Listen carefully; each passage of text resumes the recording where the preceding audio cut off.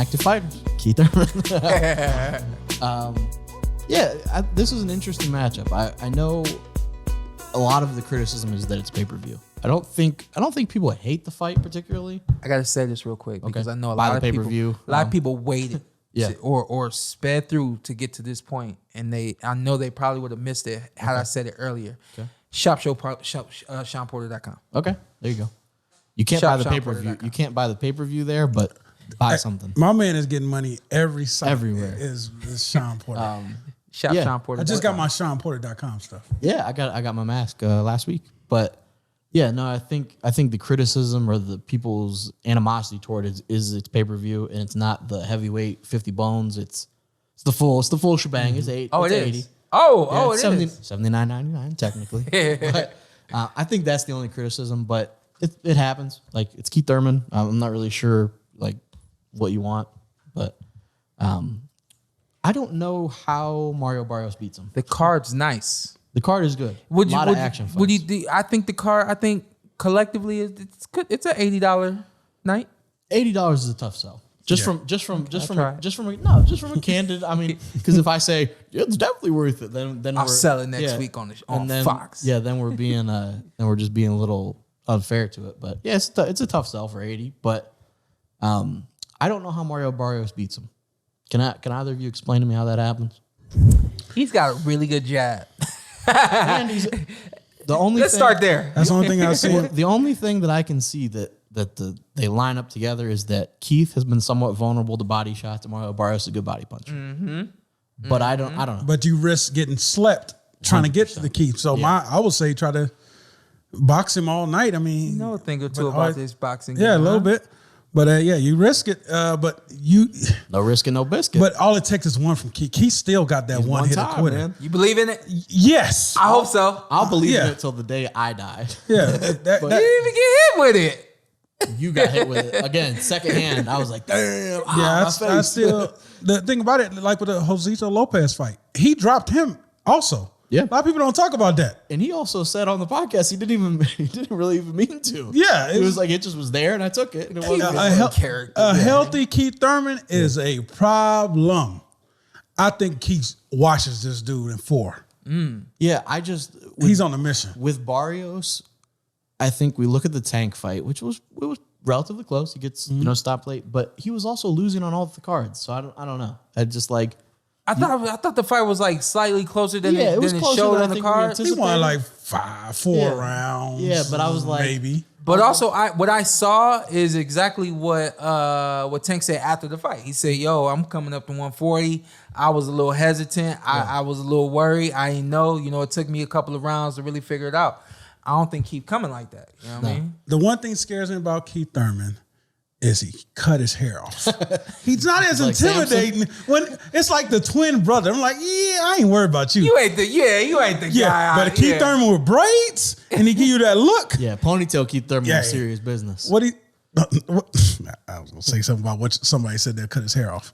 Oh, I know you're talking about. You should tell that story. Oh, are you talking about Virgil Hunter? Yeah. Oh, that's not like a personal story that I know. There was interviews that they said that, and that's a fun storyline. You want to say that or you don't? Him versus Virgil? What Virgil said about him? He said he was gonna break his neck. That's what he said.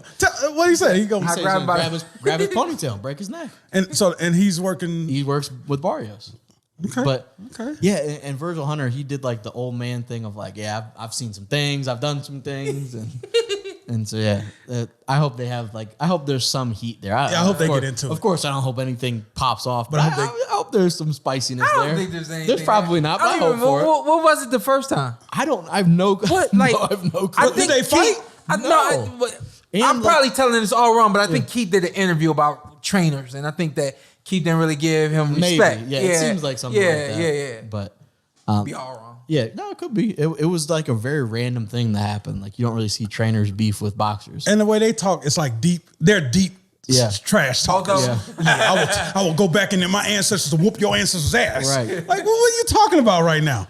Yeah, I hope there's a little bit of spice there. But yeah, what do you think about Barrios moving up to 47? How much do you think that benefits him? He's not a huge puncher. Yeah. At 40. Yeah. Is he a huge puncher at 47? Is that how that works to a simpleton like myself? I don't really know. It depends. It takes your body has to adjust. You know, like I said, we'll get into it eventually on how my voyage down to 147. I got pictures and videos. You'll see my body literally transform. It takes time. Yeah. You won't see it when I first hit 47, but you'll see it a little few years down the line, and it just takes time. So even when you going up a weight class, a lot of times you're going up to your natural, closer to your natural weight. Yeah. But if you haven't been doing all of the necessary fitness things to I don't know, capitalize on that weight that you have allowed yourself on, then it really holds nothing. So here's what you just said. You say he's not a big puncher at 140. I can imagine he's a bigger puncher at 147. Okay. Not overnight. Gotcha. Okay. Yeah, probably should have said that the first No, I got it. Was your insight is always appreciated. That's why we have a podcast. Yeah, moving up to 147 and fighting Keith Thurman is that's a big step. Like, is that kind of what Jose Cito did? At that point, was he at 147 fighting? I don't know. I just don't know where, like I said earlier, I just don't know how Barrios beats him. I know a couple of things. I know he's extremely hungry, coming off the loss to Tank. And I know he's a very good technical boxer, good body puncher, like you said earlier, good jab. But I just don't know if he has the work rate to beat Keith, and I'm not sure if he has the physical strength to beat Keith. I think he's too young. And I think keeping Keith on the back foot is a little weakness for Keith. If Keith's coming forward, you think that works better for him, or do you think he fights? Do we get a vintage Keith Thurman knockout? I think we do, man. I'm down. All right, I said 4th round, 6th round. This doesn't go farther. I like it.